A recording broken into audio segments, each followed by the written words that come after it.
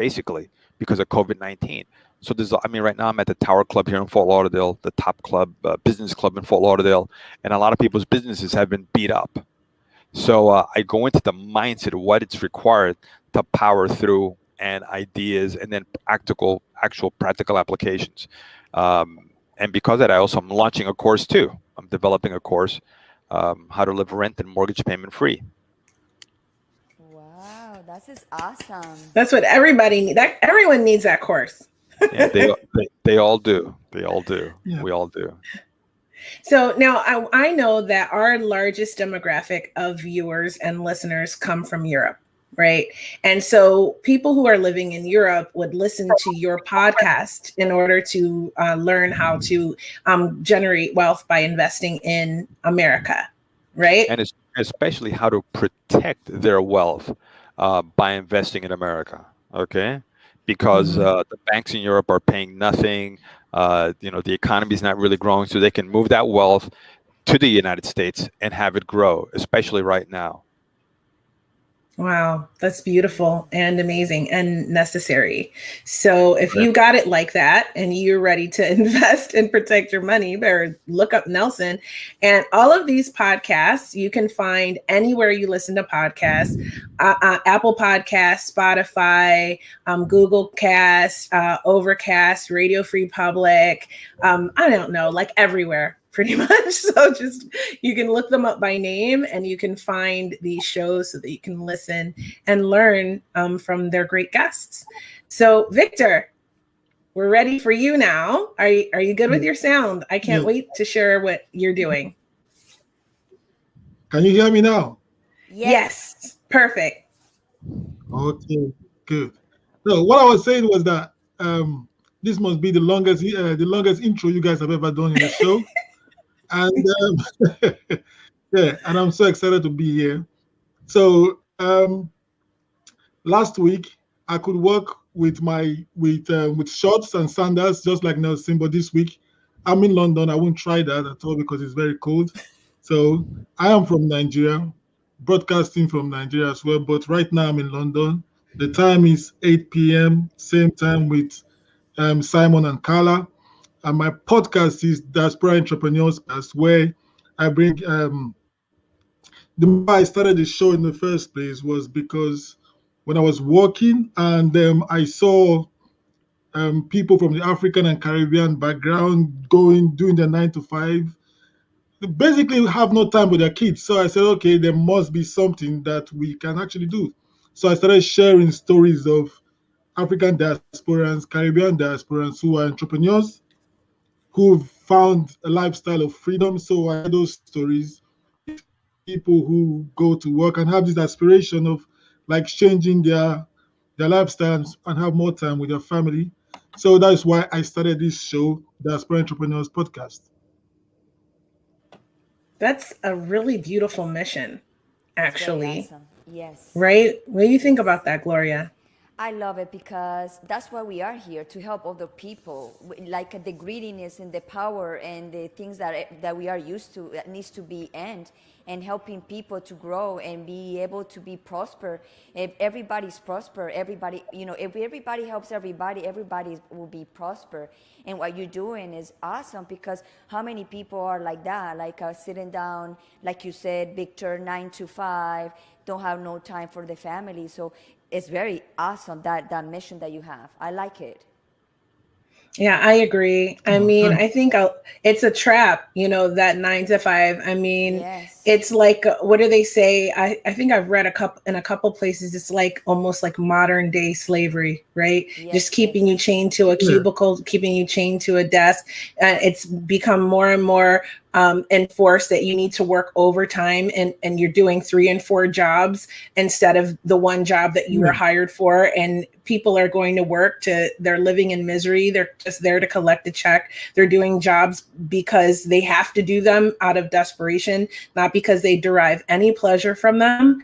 And then they get home and there's no time for their loved ones, and they're exhausted and they're stressed out, and their well-being, like Carla works with, is just in the toilet. So I love that concept. And I love the way that you help people to find a new way of being and to live a better, happier quality of life. It's brilliant. So And I want that's to add, it. I want to add something to that. Like, people don't realize that with the pandemic, yeah, we oh, the pandemic, but the pandemic is teaching us to go to another era. So now it's Zoom calls, all the media is through the service, to the computers and stuff. So people is training to go in the path to be entrepreneurs and to have their own business online. So people don't realize that, and probably in the future, the 9 to 5 is gonna be disappearing, because people is gonna get more into, okay, these people can do this. Why can't I do the same? But yeah, I like your concept, Victor, to help other people to be able to grow and be prosper. Yeah. The more Thank we you very see much. there's And it's a start for opportunity. yeah, mostly for immigrants like us that came from Africa and the Caribbeans. We just come, and the first thing we do is what we already see it happening.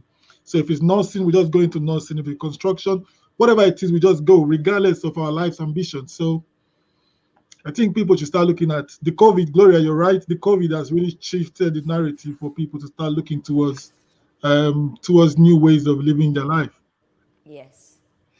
I definitely saw that with the growth of the business accelerator at London Real, where we Yes. teach people how to create digital businesses, and it exploded during COVID. It was like really crazy because people began to see that the way you're doing business in a brick and mortar style, yes, maybe that will come back and is coming back, but having that digital aspect of your business is necessary now, because it's like a fail safe.